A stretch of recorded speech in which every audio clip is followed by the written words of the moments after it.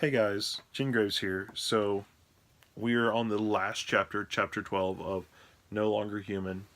Um, like I said before, a great series really tests your human empathy and everything and what it is. So let's get into it.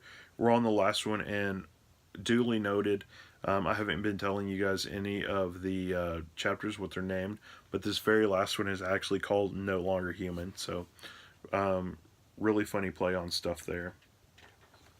So our guy Yozo has actually become a drug addict. You know, going around doing that. His hair's gotten longer. He's stayed into drugs. He has to wear baggy clothes because stuff being up against his skin makes him feel bad.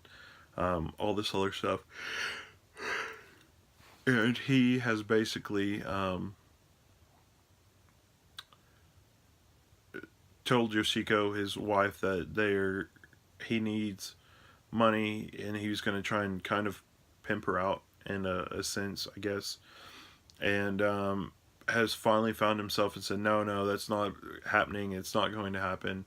I don't want anything to happen. I want us to get a move on with our lives. Everything will be better. We can try harder. We can do better. And Flounder, that he knew before, comes in and tells him that his dad has passed away 6 months ago, and that he left him this inheritance. We get from all of this stuff that Yozo has remembered to it being good. It's going to turn into a better time for them to, oh man, here you go. This is a bunch of money for your inheritance, and getting an evil side to him again. Um, that now he's got this money and he can do whatever he wants with it. And he wants to go choose to do more drugs, basically. And he thinks that it's a sick ploy given to him, passed on forward to him, basically, by his father, because his father is now dead, and it was his kind of last thing that he did, that he thinks that his father's been ruling his whole entire life, even though that when he died, he thought the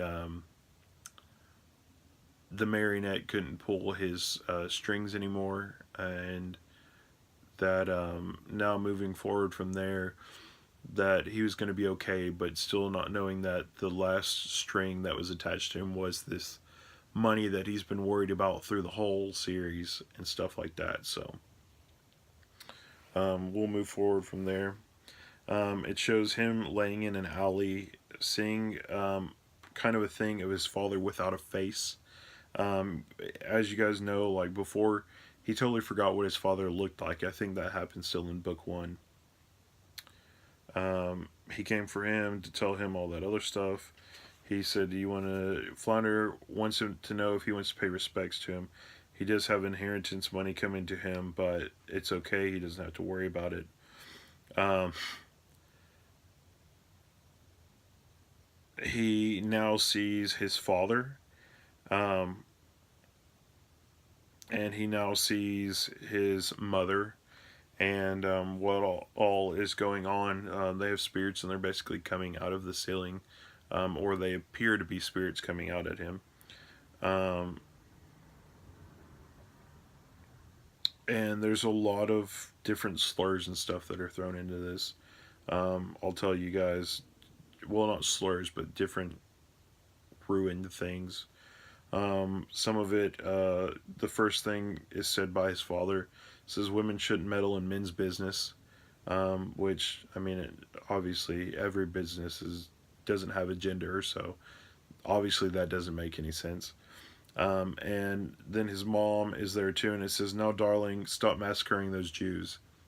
Obviously, not another good thing. Um,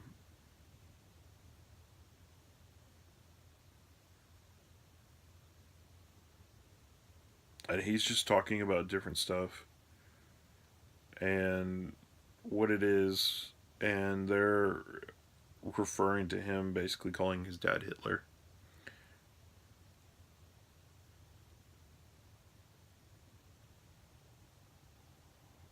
And he is saying all this other stuff that we don't know if it's true or not. Basically, he said that he was assaulted as a little kid by their housekeeper, and he's asking to be sent to a gas chamber.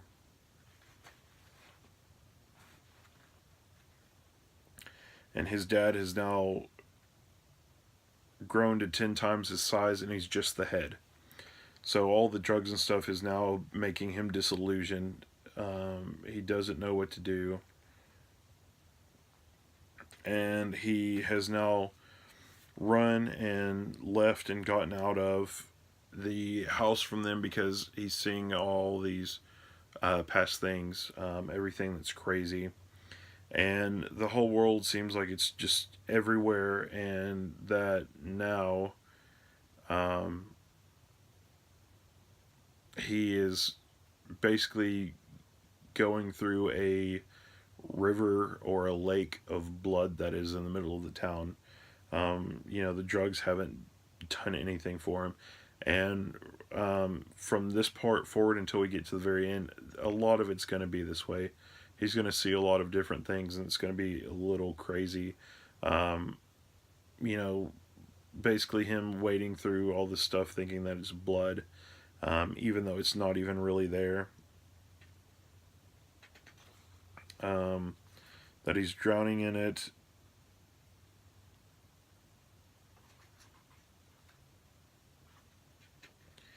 That he and I mean the person does do a good depiction of this. Sad to say on that. He's talking about all these different types of something,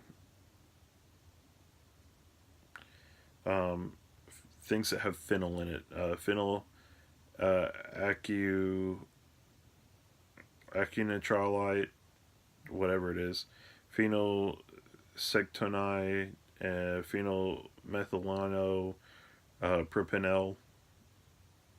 Um, what it? I mean, some of these we do know what it is, but some of them are just whatever he's just randomly saying. The walls are melting, hair's growing out of them, and it's freaking him out. Hair's everywhere. Hair he doesn't want it to be on his body. Um, he's freaking out because he says there's hair all over his room and it's growing out of the walls and everything, and he is yelling at Yoshiko, um, I thought I told you to shave all that hair off the walls. I mean, it's obviously not really that much of a laughing matter, but seeing somebody flip out like that, especially just in a manga, um, is pretty crazy. He's watching TV, and the ping is his head's like floating out of it. Um, he thinks that it's been made into a 3D animation by Spielberg, even though the TV's not even on. Finally, Ping has gotten to the point where Ping has come out and is eating him and biting his head when there's actually nothing there. Um, all the people that are in his life are dancing around in a circle with Ping and Mr. Nerd, the rat or the mouse, trying to get at him. Flashback to when he was with the girl with the butterfly tattoo after they pulled them out of the ocean.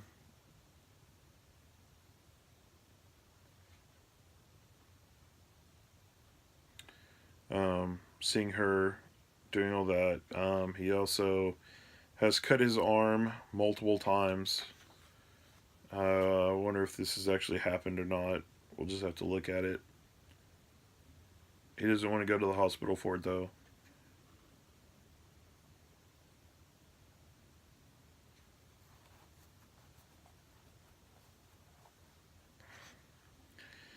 Um,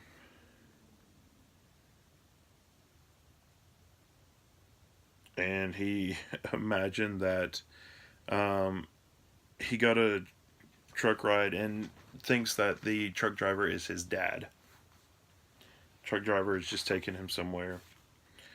Yelling at the truck driver, Dad, why did you do this different stuff? And the truck driver, I guess,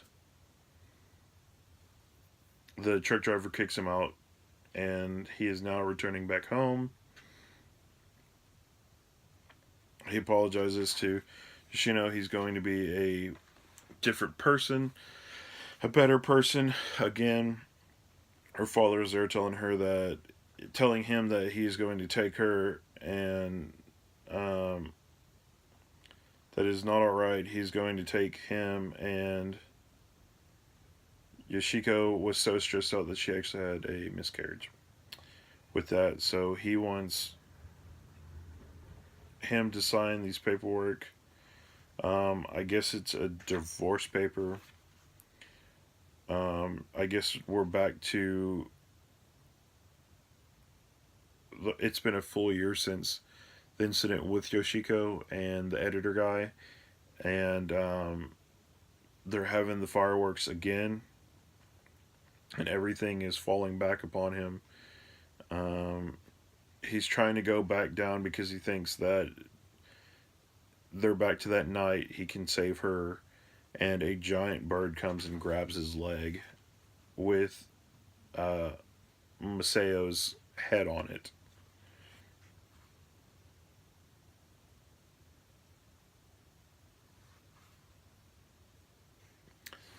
And he's now come back down, and the paintings and stuff that we've seen him before, where it's a face that you can't even tell what it is.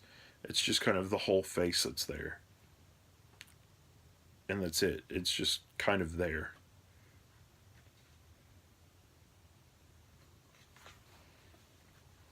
Repeating the same words, different stuff like that.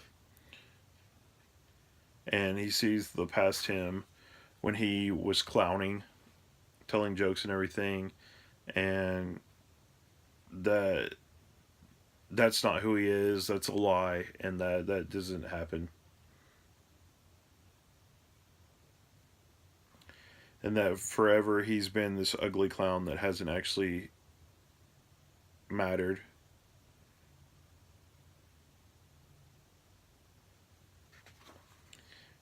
He's all alone. He thinks he can't be saved.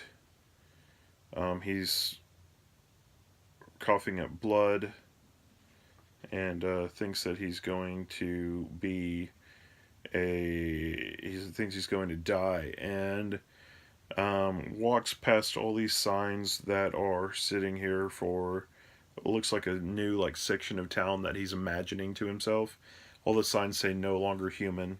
The whole city does. It says the city signs all proclaimed it. Apparently, I was no longer human at all since he got past it. He's super skinny. His hair is way past his shoulders now. Police want to ask him a few questions. He says, "Thank you for saving me." And then we go back to him. It says, "Neither happiness nor sadness, it all flows past now." He shows it.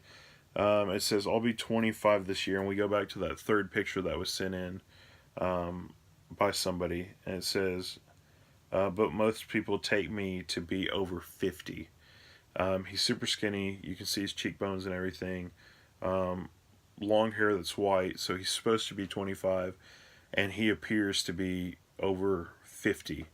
The book that he wrote was No Longer Human. And that was the end of it. So he has an afterwards that was really good that he put into it, that they include in this. Our editor has read it and everything. He thinks it's a nightmare and everything. And Masayo actually wrote an afterword, after the story, what it is for Yozo, and wrote everything about it and all that, and let you know everything that happened with Yozo, what happened with the story, that obviously he's never come back from everything that it was, and that he's disappeared. He's suddenly disappeared. Nobody knows where he is, and that they can contact him by email and stuff if you've come to the story. And this is the part where we're done with Yozo's story and the three pictures and everything that we got. Now, the last pages of this, maybe last 10 or whatever, are we finally gotten into the writer, the actual person that wrote the story. We're getting back into his story off of it. Him looking at it from the outside in. He goes back to the editor in chief and asks him questions about it, about Ping. Finds out about that. He reads it. Knows that the bar has been brought up, Mono's, which is where the old lady was. He goes back there and asks her questions about it. And tells him a little bit about it.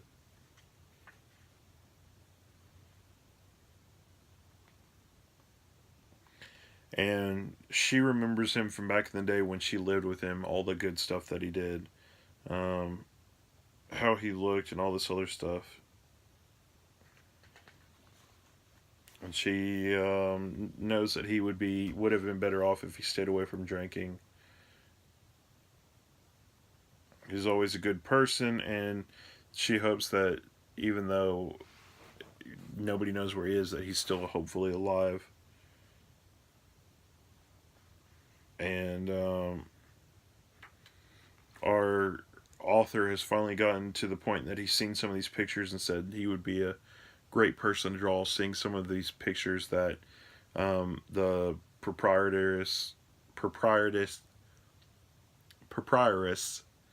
of the establishment for Monos actually has. And the guy is waiting. He's left the bar. He's waiting at a train track set.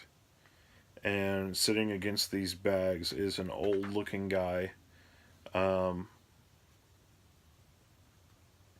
Old with a scarf and all that other stuff, barefoot, laying on heaps of trash. Looks like he's out of his mind. And the thought on the author's mind is, no way he'd look this old. And we're looking at the guy. Looks really old. So even if he's 25 or however many years it is later, I mean, he obviously looks more than 50 now. Even though he's 25, he probably looks 60, 70, something like that. And one last word from the old guy. He says, "At last, the dimensional ascent begins." Because obviously he's fading away. And Yozo, our author, actually got to obviously see Yozo off his rocker meds, everything entirely, and still talking about what it is. So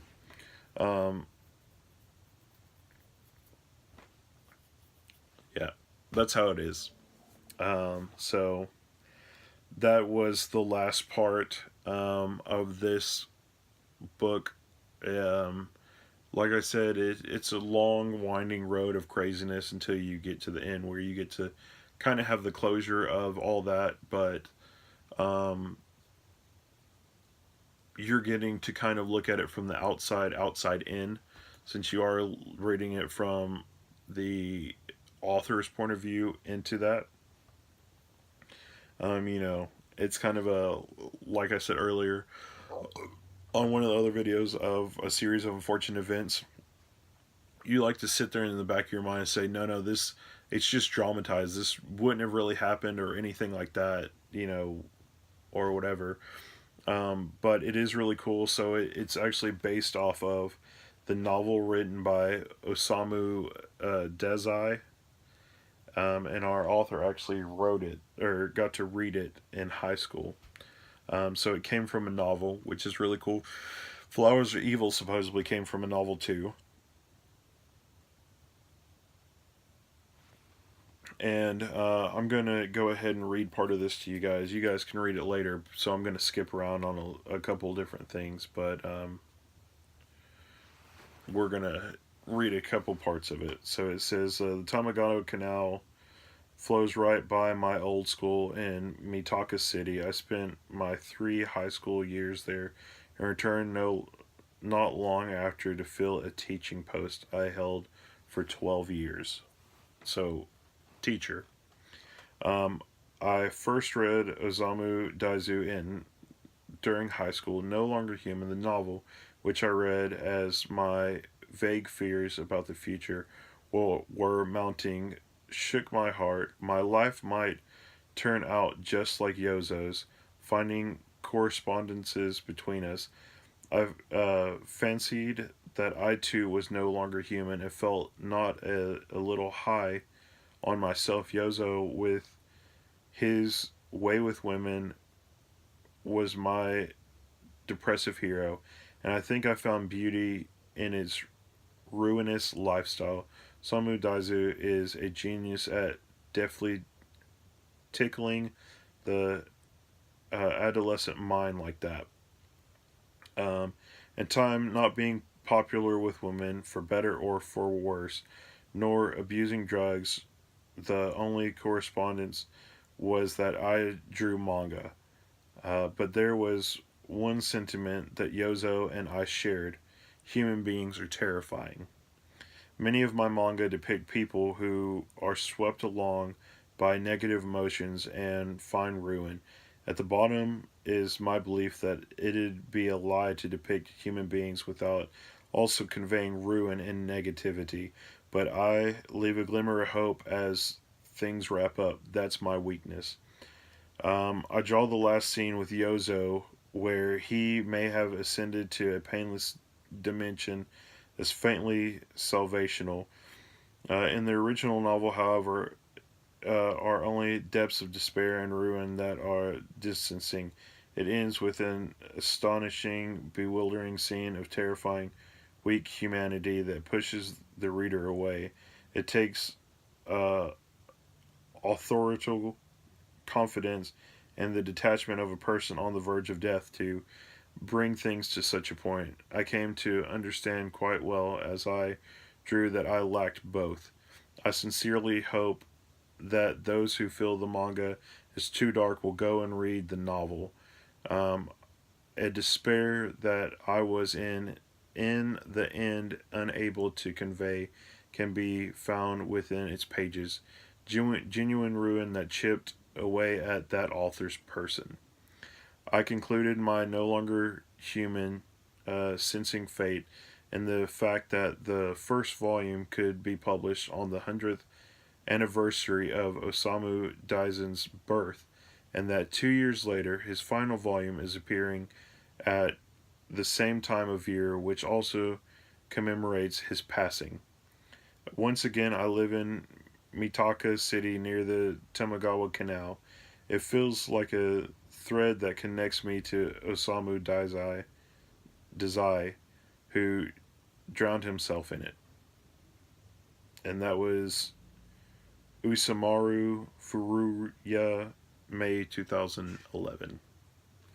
So this has kind of been old, and hopefully, even though with all that despair and whatnot, obviously you heard what happened to Osamu, and what happened and how obviously this kind of drove him crazy. That even on the end of it, that our author, artist, writer, um, Usamaru, that actually wrote this series, or drew and did stuff like that, that he could imagine the series with a ray of hope, basically, that it wasn't just everything that was there. Not everything is in the dark. You don't have to worry about every little thing that is there, and that there is always some way to get out of it. There's always some way that there is always something that can be better. There is always something that you can feel that you're a lot better off that you have than whatever, and that in some small way, even though all the crazy stuff that happened in this and the crazy stuff that happened to the guy that wrote the novel, the original author, and everything, that in some small way, commemorating him and everything could fix this and move it forward and make it better for him in a way, knowing that people can enjoy his work and whatnot, even though, like I said, all the craziness that happens in it. So, anyway, that concludes it. That was the last one, volume 3, chapter 12. And moving forward from there, hopefully we can have some other ones on a lighter note. Nothing too crazy. I think I'm going to pick another series that's kind of smaller as well, through 3, probably 2, or whatever. Just a small one that's on my favorite shelf that's finished, and be able to put some of these out for you guys. But yeah, because obviously I don't want to put one of those out first with its craziness, even though I probably will post it and have to put something on it as like a warning label so that you guys won't jump into it willy-nilly without knowing, even though I'm saying this at the end instead of when I guess I should have said it at the beginning. But anyway, if you've stuck with me this long, thanks for that. It was a good read. It did show a lot. I mean, even though all the different craziness that happened, it is definitely a good series that helps you understand more meaning in other series. As I tell people, it's one of my top series, and I mean for good reason. It's one of the ones that now when I read other manga series, I question a lot of stuff that happens in it, and I guess there's more of an adult spin that I put onto other manga that I read because of this series. So anyway, I hope that you guys will enjoy this and you guys will get to move forward from there, from the series, and get to know what my thoughts and stuff were on it. I did read you guys the whole afterwards, even though I said I was going to skip around on it. But yeah, I mean the depiction from our guy that we did, he ended it obviously on a lot better note. Sorry guys. It's a little tiring going through that long. But great stuff, like I said. And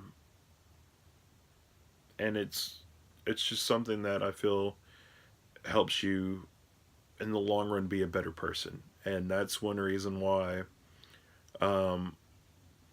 series like this, even if it's one that could have been on hiatus, is a reason why I read so much, why I have such a big collection, is so that I can know all the ins and outs and odds and of everything that I read.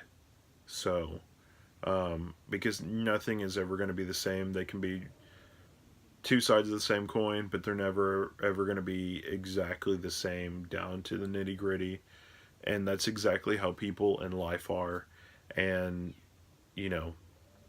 one of the things that I really enjoy about manga is all the different things like that. And this is one that kind of hits you a little home with reality and different things that can go on and happen in life. But, it's one of those things that I think gets you more prepared. Gets you prepared for those things, for, not only just that, just things in general. If you have a loved one that passes away, or other stuff, it helps you understand that maybe your first love in high school isn't always who you're going to end up with, or different stuff like that. You always have something that, even though it can weigh on you, sometimes it's not as bad as it is, or whatever. There's always a light at the end of the tunnel in one way or another, and that you can always basically come back from whatever happens. So anyway, guys, thanks for staying with me this whole time. Like I said, I'm gonna pick another series. I might see if I can reach one of these over here. Kind of pull out a couple series, like the first volumes, to see what I wanted to do next. So kind of do that so I could look around. This one is probably one I will go through and do because it was another good one that I liked, and it's not very long.